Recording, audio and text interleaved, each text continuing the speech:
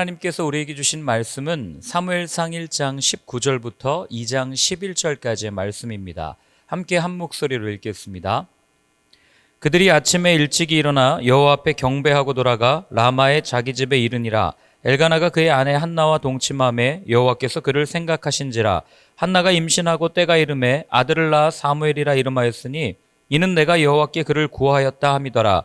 그 사람 엘가나와 그의 온 집이 여호와께 매년제와 서원제를 드리러 올라갈 때에 오직 한나는 올라가지 아니하고 그의 남편에게 이르되 아이를 젖대거든 내가 그를 데리고 가서 여호와 앞에 뵙게 하고 거기에 영원히 있게 하리이다 하니 그의 남편 엘가나가 그에게 이르되 그대의 소견에 좋은 대로 하여 그를 젖대기까지 기다리라. 오직 여호와께서 그의 말씀대로 이루시기를 원하노라 하니라. 이에 그 여자가 그의 아들을 양육하며 그가 젖대기까지 기다리다가 젖을 뗀 후에 그를 데리고 올라갈새 수소 3마리와 밀가루 1에바와 포도주 1가죽부대를 가지고 실로 여호와의 집에 나아갔는데 아이가 어리더라. 그들이 수소를 잡고 아이를 데리고 엘리에게 가서 한나가 이르되 내 주여 당신의 사심으로 맹세하나이다. 나는 여기서 내 주 당신 곁에 서서 여호와께 기도하던 여자라. 이 아이를 위하여 내가 기도하였더니 내가 구하여 기도한 바를 여호와께서 내게 허락하신지라. 그러므로 나도 그를 여호와께 드리되 그의 평생을 여호와께 드리나이다 하고 그가 거기서 여호와께 경배하니라. 한나가 기도하여 이르되 내 마음이 여호와로 말미암아 즐거워하며 내 뿔이 여호와로 말미암아 높아졌으며 내 입이 내 원수들을 향하여 크게 열렸으니 이는 내가 주의 구원으로 말미암아 기뻐함이니이다. 여호와와 같이 거룩하신 이가 없으시니 이는 주밖에 다른 이가 없고 우리 하나님 같은 반석도 없으심이니이다.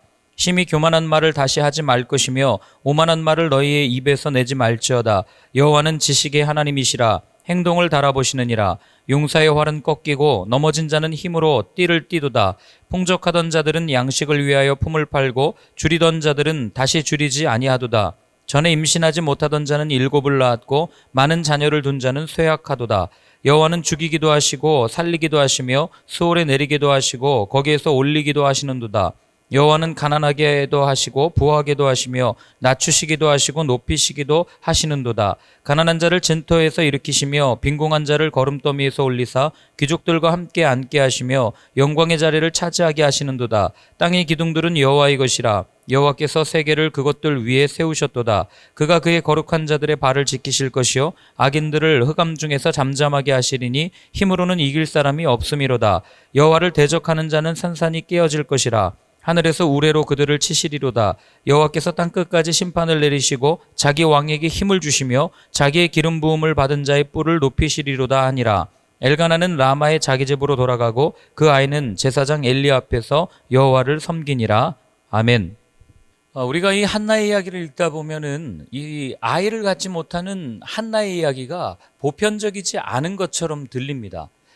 우리는 결혼을 하고 당연히 아이가 생길 것이라고 생각을 하고 또 이 자리에 계신 분들 중에는 이미 결혼을 해서 아이를 출산하신 분들도 계시고 그리고 불임의 문제로 고통스러운 나날들을 경험해 보지 않은 분들이 다수이기 때문에 그냥 이 이야기는 아이를 낳지 못하는 한 여인의 한 가정의 이야기로 그렇게 치부될 수 있는 부분이에요. 그래서 우리는 이 이야기를 읽으면서 이 불임이라는 주제가 나와는 별로 상관이 없을 거라고 생각하면서 읽습니다. 그러나 여러분 조금만 생각해 보면 그렇지 않다는 것을 우리는 알게 됩니다. 예수님께서는 마태복음에 보면 열매 없는 자들에 대해서 책망하셨어요. 바리새인도 그랬고 사두개파 사람들도 그랬습니다. 여러분 열매가 없다는 얘기는 나무가 열매가 없다는 얘기는 출산하지 못한다는 얘기예요. 생명이 이어지지 않는다는 얘기죠. 그러니까 열매 없다는 얘기는 결국 불임과 관련된 이야기다라는 것을 우리는 알게 됩니다. 더군다나 우리는 살면서 많은 불임을 경험합니다. 이 열매 없는 것이 불임이라면 우리는 살면서 얼마나 많은 열매가 없는 삶을 살아가고 있어요. 우리의 삶 속에서 많은 열매를 맺어서 하나님께 내어드려서 하나님을 기쁘시게 하는 것이 정상임에도 불구하고 그 열매를 내어드리지 못한다면 여러분 우리 역시도 불임의 삶을 살고 있다는 것을 놓치면 안 된다는 거죠. 우리의 삶 속에 어떤 불임들이 있습니까? 관계의 불임이 있잖아요. 관계 속에서 어떤 열매도 맺히지 않아요. 시간이 지나면 지날수록 그 관계가 꼬이기만 하고 어려워집니다. 어떤 유익한 열매가 맺혀지지 않아요. 이런 삶은 관계의 불임을 가지고 살아가는 것 아니겠어요? 또 우리는 소통의 불임을 경험합니다. 대화를 나누다 보면 이야기를 나누다 보면 서로를 알아가기 때문에 여러분 충분히 우리는 그 이야기를 통해서 상대를 알고 또 그 관계 속에서 열매를 맺어갈 수 있음에도 불구하고 대화를 하면 할수록 벽에다 대고 이야기하는 것 같고 아무런 열매가 나타나지 않는다면 그 역시도 불임이라는 것을 우리는 알게 되는 거죠. 관계와 소통의 불임만 있겠습니까? 여러분, 우리는 살면서 수없이 많은 불임들을 경험합니다.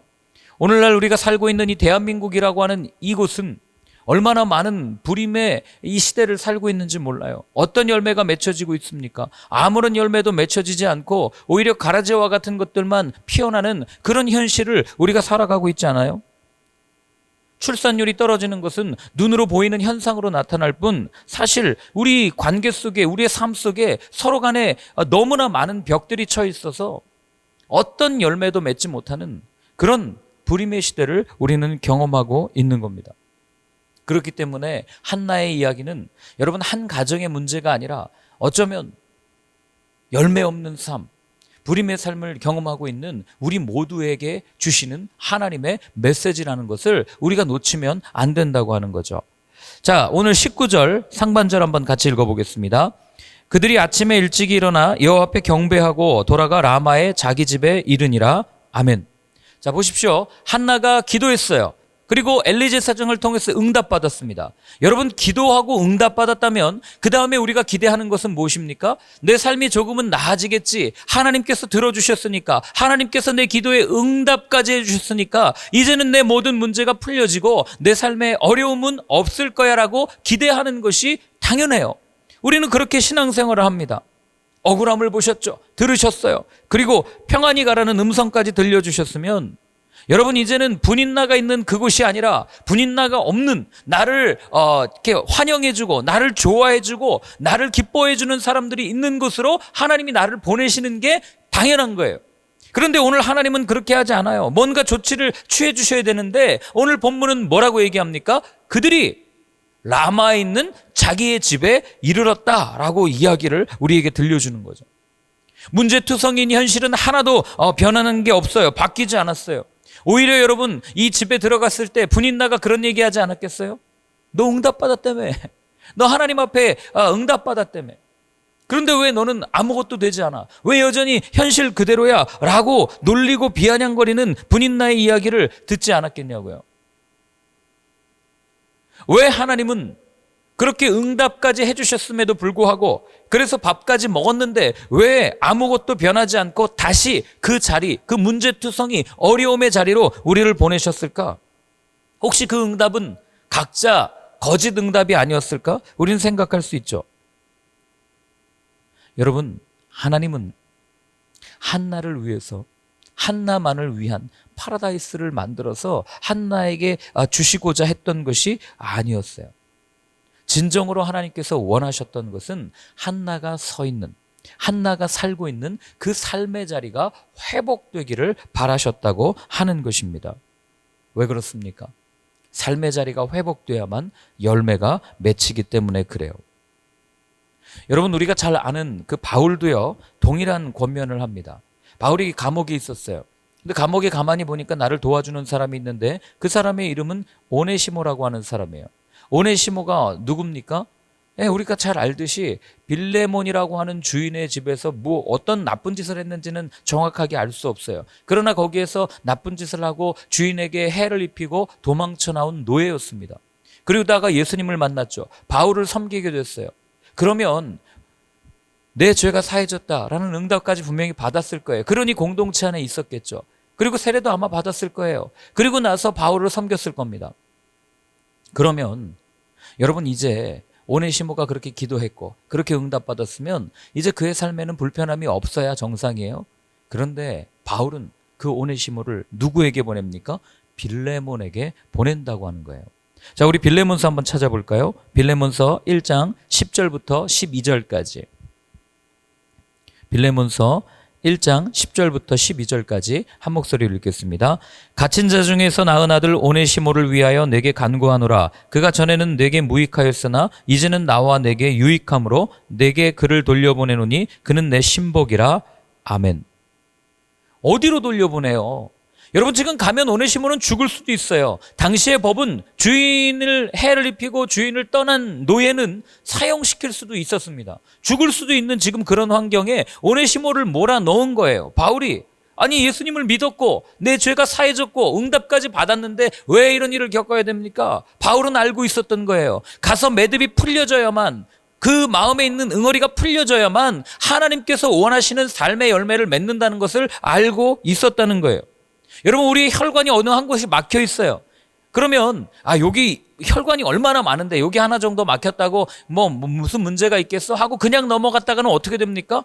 죽을 수도 있는 거예요. 그 혈관이 막혀가지고 혈전이 막혀서 큰 혈관이라면은 어떻게 되겠지만, 그러나 작은 이 모세혈관 같은 거 하나, 뇌에 있는 혈관 하나 막혀버리면은요, 여러분, 우리는 정말 사망에까지 이를 수 있는 거예요.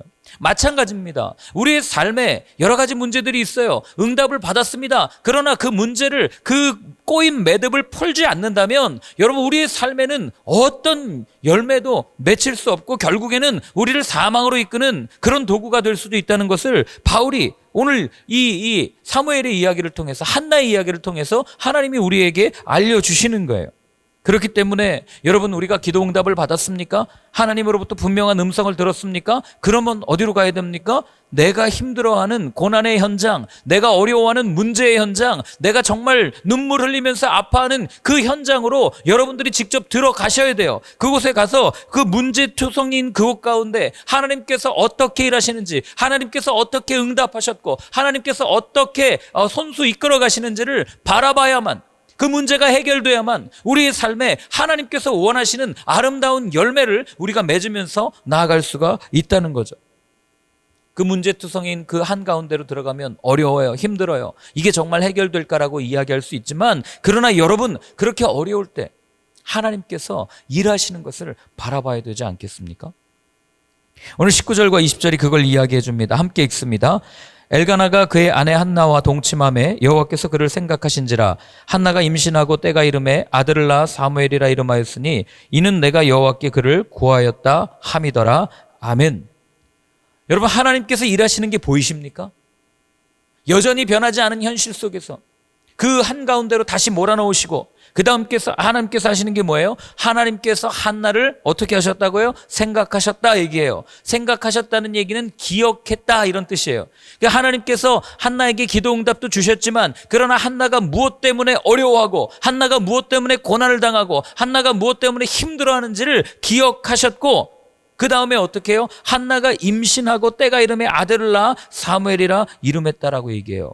동침했다고 얘기하죠. 여러분, 이전에는 동침 안 했겠습니까? 이전에는 엘가나와 한나가 그렇게 사랑했는데 동침 안 했겠냐고요. 이전과 동일한 방법, 동일한 과정, 동일한 삶의 패턴을 가지고 살아왔지만 그전에는 전혀 해결되지 않던 삶의 응어리와 같은 문제들이 하나님께서 생각하시고, 하나님께서 기억하시고, 하나님께서 응답을 주신 이후에 어떤 일이 일어납니까? 하나님께서 동일한 과정, 동일한 방법을 통해서 문제를 해결해 주신다고. 이게 하나님께서 일하시는 방법이에요. 하나님께서 일하시니까 생명이 이어지는 거죠. 여러분, 하나님의 은혜를 입은 사람들의 첫 번째 특징이 뭔지 아세요? 하나님께서 일하시는 것을 볼 수 있는 사람이라는 거예요. 하나님께 은혜를 입은 사람의 첫 번째 특징, 하나님께서 어떻게 일하시는지를 분명히 본다는 거예요. 여러분, 우리가 찬양도 합니다. 기도도 해요. 예배도 드려요. 너무나 많은 하나님 앞에 우리의 모든 것들을 내어드립니다. 그러나 그렇게 드림에도 불구하고 하나님의 일하심을 바라보지 못한다면, 하나님의 응답을 누리지 못한다면 여러분, 얼마나 재미없겠어요, 그 신앙생활이.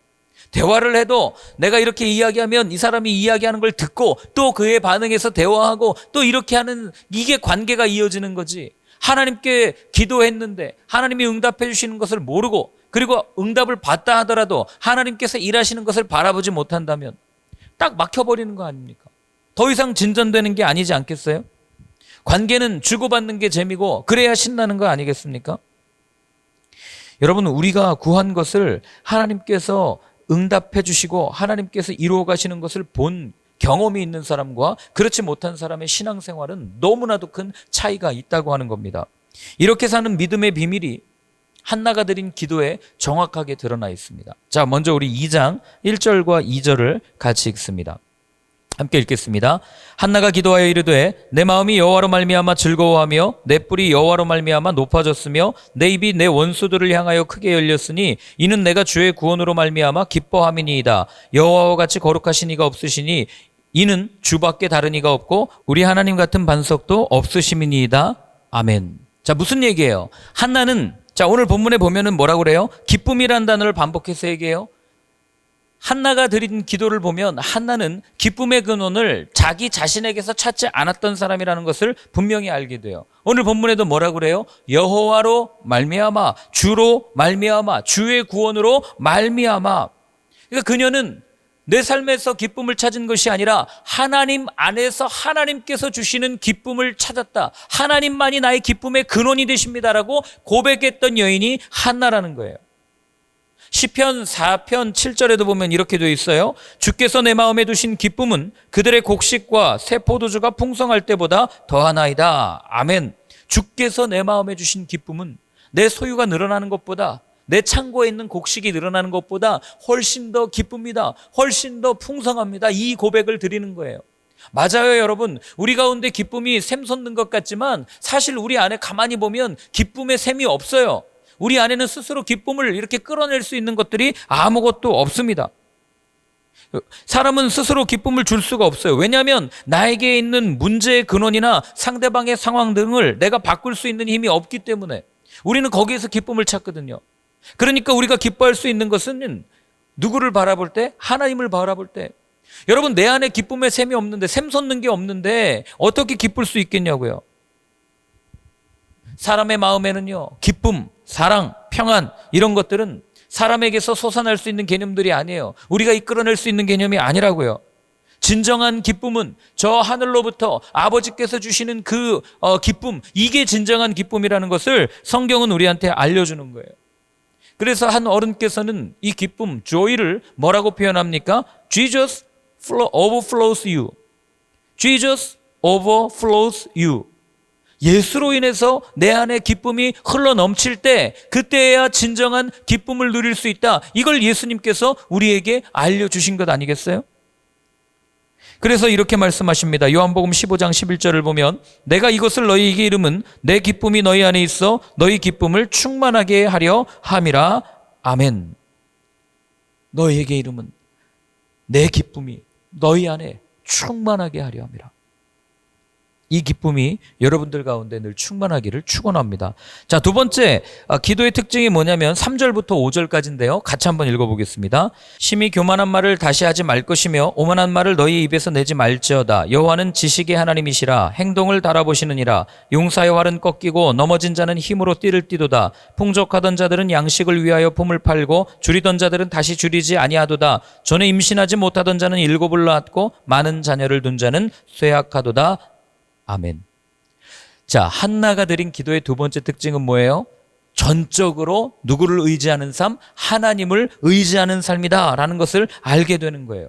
오늘 여기 보면은 용사의 활은 꺾이고 넘어진 자는 힘으로 띠를 띠도다. 이게 무슨 얘기예요? 아무리 좋은 활을 가지고 아무리 내가 좋은 무기를 가진 용사라고 할지라도 내가 할 수 있어, 내 힘으로 할 수 있어, 교만하면서 하나님 앞에 나아가는 사람, 하나님을 대적하는 사람은 반드시 자기 자신을 의지했기 때문에 이렇게 넘어질 때가 있는 거고, 반면에 비록 넘어져서 내 인생이 비참한 인생이라고 할지라도 하나님께서 나를 붙들고 있습니다, 하나님을 의지합니다 하는 사람은 어떻게 된다고요? 세워진다. 이거를 오늘 한나가 고백하는 거예요. 여러분, 이 고백 어디서 나왔겠어요? 한나가 경험한 거 아니에요? 한나가 그동안 자녀가 없어서, 아이가 없기 때문에 얼마나 많은 서름과 얼마나 많은 아픔을 겪었겠어요.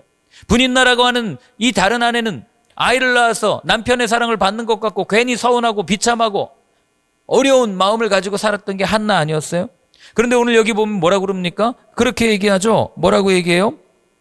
전에 임신하지 못하던 자는 7을 낳았고 많은 자녀를 둔 자는 쇠약하도다. 무슨 얘기예요? 아들 7을 낳았기 때문에 기뻐하는 겁니까? 아니에요. 한나는 나중에 아들 7 낳지 않아요. 한나는 나중에 몇 명 낳습니까? 아들 3과 딸 2을 더 낳아요. 더 해도 7이 되지 않아요. 그럼 무슨 말인가? 여러분 성경에 나오는 7이라는 것은 완전수잖아요.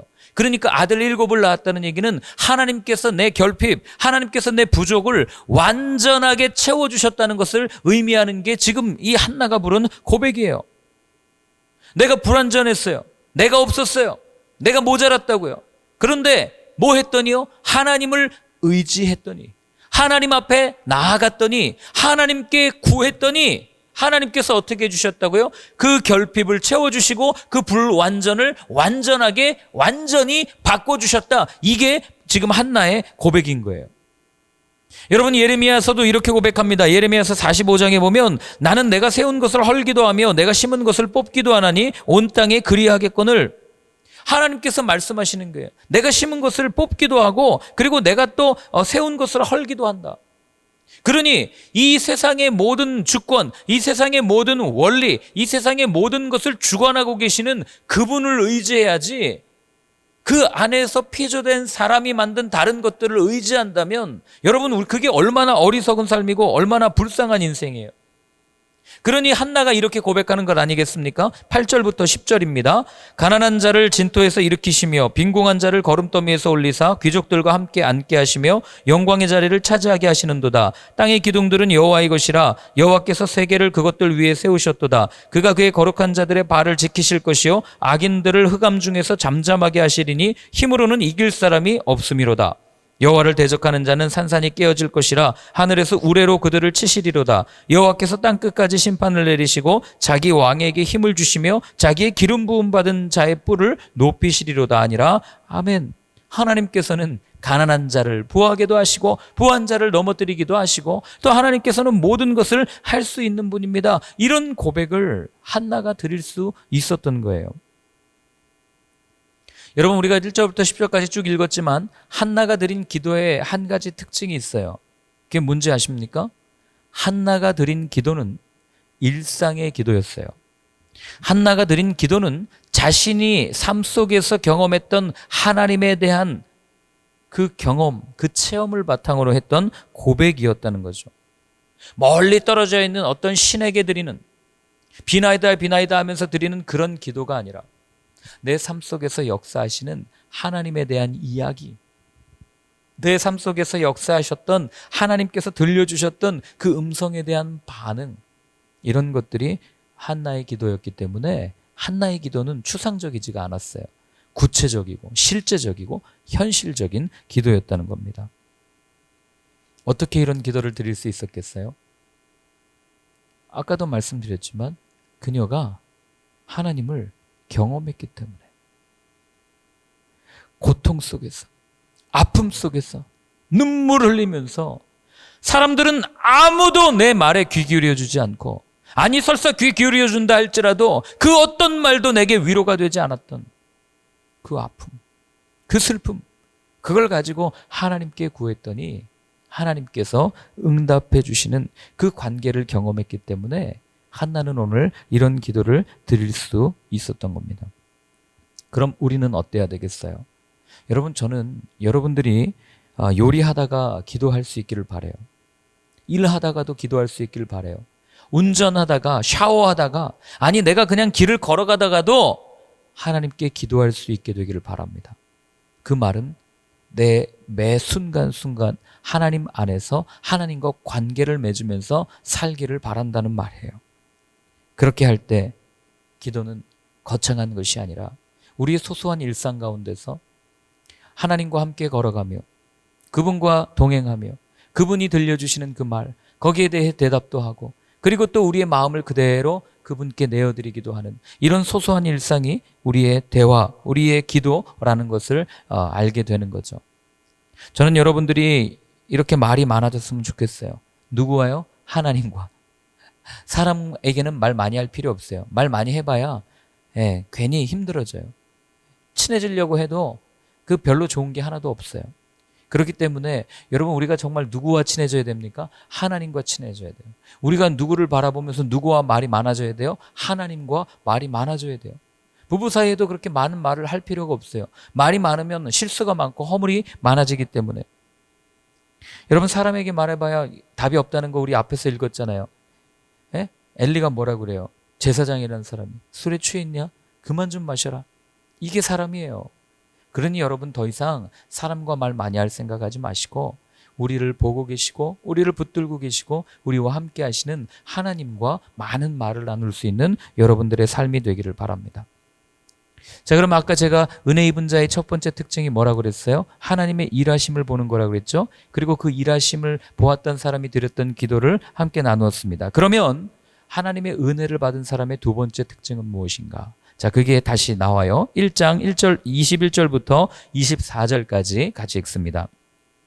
그 사람 엘가나와 그의 온 집이 여호와께 매년제와 서원제를 드리러 올라갈 때에 오직 한나는 올라가지 아니하고 그의 남편에게 이르되 아이를 젖대거든 내가 그를 데리고 가서 여호와께 뵙게 하고 거기서 영원히 있게 하리이다 하니 그의 남편 엘가나가 그에게 이르되 그대의 소견에 좋은 대로 하여 그를 젖대기까지 기다리라. 오직 여호와께서 그의 말씀대로 이루시기를 원하노라 하니라. 이에 그 여자가 그의 아들을 양육하며 그가 젖대기까지 기다리다가 젖을 뗀 후에 그를 데리고 올라갈새 수소 3마리와 밀가루 한 에바와 포도주 한 가죽 부대를 가지고 실로 여호와의 집에 나아갔는데 아이가 어리더라. 아멘. 자, 한나가 사무엘이 아직 어리니까 이제 매년 드리러 올라가는 제사를 나는 좀 빼달라고 이야기를 한 거예요. 그리고 이렇게 얘기합니다. 이 아이가 젖을 때기까지 기다렸다가 젖을 때면 내가 이 아이를 하나님께 드리고자 합니다. 여러분, 이게 쉬운 결정이 아니죠. 예?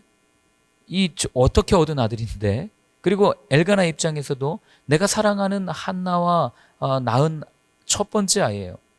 여러분, 야곱이 라헬과 낳은 요셉을 아꼈던 이유가 있죠. 사랑하는 여인과 낳은 아이이기 때문에 그래요. 마찬가지로 사무엘도 그런 아이예요. 그런데 둘 다 뭐라고 얘기합니까? 그렇게 하자라고 얘기해요. 하나님께 드리자라고 얘기합니다. 자신이 서원한 것을 하나님께 내어드리자고 얘기해요. 화장실 들어갈 때와 화장실 나올 때가 똑같은 모습이에요. 여러분, 우리는 보통 화장실 들어갈 때와 나올 때가 다른 모습을 많이 봐요. 여축이심이라고. 내가 급할 때는 뭐든지 붙잡고 뭐든지 할 수 있을 것처럼 이야기하지만, 그러나 내가 먹고 살만해지면, 내가 평안해지면 마치 그게 언제 그런 일이 있었냐는 듯이 얼굴색을 바뀌는 게 저희들의 모습 아니겠어요? 하나님을 대할 때도 마찬가지예요. 하나님 살려주십시오. 하나님 도와주십시오. 하나님이 아니면 내가 어떤 것도 할 수 없습니다. 고백했다가도 내 일이 술술 잘 풀려가기 시작하면 마치 내 노력과 내 열심으로 한 것처럼 생각이 돼서 하나님은 새까맣게 잊어버리는 것이 우리의 신앙일 때가 많아요. 그래서 우리의 신앙은 늘 계산기를 두드립니다. 이게 이득이 되나 안 되나? 이게 이익이 될까 안 될까? 이게 나한테 유익이 될까 안 될까? 그래서 유익이 되면 드리고 아니면 안 드리고 아까운 거죠. 그러나 여러분, 하나님의 은혜를 입은 사람들은요, 한결같습니다. 하나님께 약속했으면 그 약속을 지켜요. 상황이 어떠하든 현실이 어떠하든 별로 개의치 않습니다. 이미 하나님과 도장 찍은 일이기 때문에 하나님께 모든 것을 내어드리는 거죠. 왜요? 내 것이 아니니까. 내 것이 아니니까. 이 고백을 바울이 이렇게 합니다. 고린도전서 15장 10절인데요. 제가 읽어드리겠습니다. 그러나 내가 나된 것은 하나님의 은혜로 된 것이니 내게 주신 그의 은혜가 헛되지 아니하며 내가 모든 사도보다 더 많이 수고하였으나 내가 한 것이 아니요 오직 나와 함께 하신 하나님의 은혜로라. 아멘. 바울도 분명하게 알았던 거예요. 얼마나 많은 일을 했어요. 다른 사도들보다 훨씬 더 많은 일을 했죠. 선교여행을 몇 번 갔습니까? 그러나 그가 고백하는 말은 이 모든 것은 내가 한 것이 아닙니다. 내가 대접받을 게 아닙니다. 주님께서 내게 주신 은혜로, 주님께서 내게 주신 은사를 가지고 나는 그렇게 섬겼을 뿐입니다. 내가 한 것이 아닙니다. 내 것이 아닙니다. 분명하게 고백을 한 겁니다. 여러분, 오늘 우리가 누리고 있는 이 평안, 우리가 누리고 있는 이 편리함, 우리가 누리고 있는 이 풍요, 어디에서부터 시작된 겁니까? 내 노력입니까? 내 의지입니까? 내 것이라고 생각되는 순간, 내가 열심히 일해서 내가 이렇게 산다라고 생각하는 순간, 여러분, 사단은 우리의 마음에 들어올 거예요. 그렇게 생각하는 순간 우리는 사단에게 마음을 열어준 거라고요. 내 것을 드리니까 손익을 따져서 이득이 되면 드리고 그렇지 않으면 못 드리는 그런 모습으로 변질될 수 있다는 거죠. 자, 은혜를 입은 사람의 세 번째 특징은요, 우리 25절부터 28절입니다. 계속 이어져요. 같이 읽습니다. 그들이 수소를 잡고 아이를 데리고 엘리에게 가서 한나가 이르되 내 주여 당신의 사심으로 맹세하나이다. 나는 여기서 내 주 당신 곁에 서서 여호와께 기도하던 여자라. 이 아이를 위하여 내가 기도하였더니 내가 구하여 기도한 바를 여호와께서 내게 허락하신지라. 그러므로 나도 그를 여호와께 드리되 그의 평생을 여호와께 드리나이다 하고 그가 거기서 여호와께 경배하니라. 아멘. 자, 보세요. 한나가 기도의 응답을 받고 그 다음에 하나님께서 주신 것이라는 걸 인지했을 때 내가 내 것이 아닙니다. 더 이상 내 모든 것이 내 것이 아닙니다라는 분명한 믿음을 가지고 나아갈 때 어떤 일이 일어나요? 그렇게 소중했던 아이, 그렇게 갖고 싶었던 아이, 내가 그토록 바라던 모든 것들을 어떻게 해요? 하나님께 온전히 내어드린다고요. 계산하지 않아요. 어떤 일이 일어날까 따지지 않습니다. 그냥 기쁨으로 드리는 거예요. 원래 하나님의 것이었으니까 하나님께 내어드리는데 여러분 그게 얼마나 기쁘겠어요. 우리가 가지고 있는 모든 것은요, 주인이 우리에게 맡겨주는 것을 잠시 활용하다가 다시 드리는 거예요. 내 것이 아니니까 아까운 게 전혀 없겠죠. 오늘 본문에 보세요. 엘가나도 보면 재미난 표현을 하는데 23절에 보면 이렇게 얘기해요. 여호와께서 한나에게 얘기하는 거죠. 당신이 말한 대로 이루시기를 원한다. 이렇게 말해야 정상이에요. 그런데 오늘 뭐라고 얘기합니까? 당신의 말씀대로 이루어지기를 원한다고 이야기하는 것이 아니라 하나님의 말씀대로 이루어지기를 원한다. 그러니까 그 약속을 이루어가는 주체가 누구예요? 한나가 아니에요. 하나님인 거예요. 하나님께서 주신 것입니다. 이 모든 것이 하나님으로부터 왔습니다라고 하는 분명한 믿음의 고백이 여기에도 들어있는 거예요. 그리고 한나는 또 어떤 고백합니까? 27절에 보면 내가 기도한 것을 하나님께서 내게 허락하신 겁니다. 내게 아닙니다. 하나님께서 잠깐 주신 겁니다라는 분명한 고백을 드리는 거예요. 그러니까 하나님께서 내게 주셨으니까 내가 아낌없이 내 것이 아니니까 내가 무슨 소유를 주장하겠어요 하면서 하나님께 내어드릴 수 있는, 기쁨으로 내어드릴 수 있는 한나의 모습이 오늘 본문에 나와 있는 거죠. 여러분, 우리가 가장 많이 하는 착각이 뭔지 아세요? 내가 한다는 거예요. 내가 하고 있는 일, 내가 하고 있는 직장, 내가 하고 있는 공부, 모든 것들 다 내가 내 힘을 가지고 내 의지를 가지고 내가 해 나간다고 생각할 때 우리는 큰 어려움을 겪는다고 하는 거죠. 잠언은 이렇게 이야기합니다. 사람이 마음으로 자기의 길을 계획할지라도 그의 걸음을 인도하시는 이는 여호와시니라. 아멘. 우리가 아무리 많은 것을 계획하고 우리가 아무리 많은 것을 의지하고 우리가 아무리 많은 것을 생각해가지고 해나간다 해도 그 걸음을 인도하시는 분이 누구시라고요? 하나님이시라고요. 왜요? 하나님 거니까. 하나님께서 주셨으니까. 하나님께서 경영해 나가실 거 아닙니까? 그러니까 이 지혜를 빨리 깨달은 사람이 하나님께 쓰임받는 거고, 이것을 빨리 아는 사람이 정말 지혜로운 삶을 살 수 있다는 것을 우리는 알게 되는 겁니다. 말씀을 맺겠습니다. 제가 아까 서두에 오늘날 시대가 불임의 시대와 같다고 말씀을 드렸어요. 자, 그러면 불임의 시대를 사는 우리는 어떤 삶을 살아야 할까? 바로 지금 내가 여기 서 있는 이곳에서 하나님의 음성을 들어야 한다는 거죠. 여러분, 그 응답을 듣고도 그 응답이 내가 원하는 응답이 아니라고 힘들다고 회피하지 마십시오. 주님은요, 우리를 향한 이미 모든 계획이 다 되어 있어요. 그분은 아무런 계획 없이, 아무런 준비 없이 우리를 부르시는 분이 아니시라는 거예요. 이 부분을 절대적으로 신뢰하십시오. 하나님은 내 인생을 알고 계신다. 하나님은 나를 알고 계신다. 하나님은 나를 지으셨고 하나님께서 반드시 하나님의 때에 하나님께서 사용하시다가 하나님께 데리고 갈 거다. 하나님께서 모든 것을 다 준비하셨다라고 하는 이 확실한 믿음, 이걸 우리가 놓친다면은요, 여러분, 답이 없는 거예요. 지난주에 말씀드렸죠? 우리는 이미 하나님께서 우리를 불러내셨어요. 우리를 그리스도인으로, 우리를 성도라는 이름으로 우리를 불러주시고 이미 우리에게 그런 은혜를 주셨다고요. 은혜를 입은 자라고요. 그러니 여러분, 이것을 잊지 마세요. 은혜를 아는 사람은, 은혜 입은 사람, 오늘 특징 제가 3가지 말씀드렸잖아요. 하나님을 의지하면서 하나님을 바라보고 살아가는 겁니다. 그래서 여러분들이 한 주 살아가는 동안 은혜 입은 자답게 당당하게 한나처럼 하나님을 의지하고 하나님을 바라보고 하나님께서 원하시는 대로 마음껏 열심히 우리 인생의 밭을 가꾸다가 하나님의 때가 되었을 때 하나님께서 원하시는 열매를 내어드릴 수 있는 저와 여러분들의 삶이 되었으면 좋겠습니다. 우리 오늘 한번 같이 기도할 때는 먼저는 내 삶의 부림은 오직 하나님께서 해결해 주실 수 있습니다. 하나님, 어떻게 해야 할지 내 귀를 열어 들려주옵소서. 그리고 또한 일상 속에서 하나님과 더 깊이 더 친밀한 관계를 맺고 싶습니다. 주님, 나와 함께 하여 주옵소서. 우리 이 두 가지 기도 제목을 가지고 함께 같이 기도하겠습니다. 하나님 아버지, 여전히 부족하고 여전히 모자라고 여전히 없는 부림의 시대를 우리는 살아갑니다. 그래서 우리는 이것저것으로 우리의 모든 문제를 해결해 보려 하지만 그러나 해결되지 않습니다.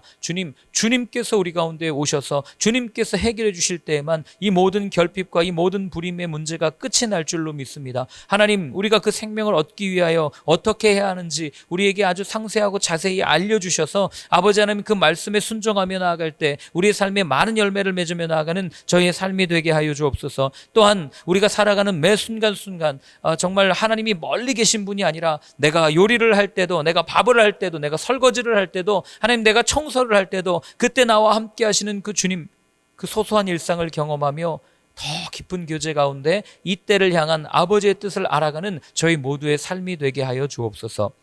하나님 아버지, 감사합니다. 오늘도 주님 앞에 우리를 불러주셨습니다. 주님께서 우리에게 들려주시는 그 음성을 듣고 순종하며 걸어갈 수 있는 용기를 허락하여 주시고, 그렇게 걸어갈 때 우리가 남겨놓은 이 발자국을 통하여 누군가가 주님을 알아가는, 이 발자국을 보고 따라오며 주님 앞에 나아가는 그런 도구로 사용될 수 있도록 주님 우리와 함께하여 주시옵소서.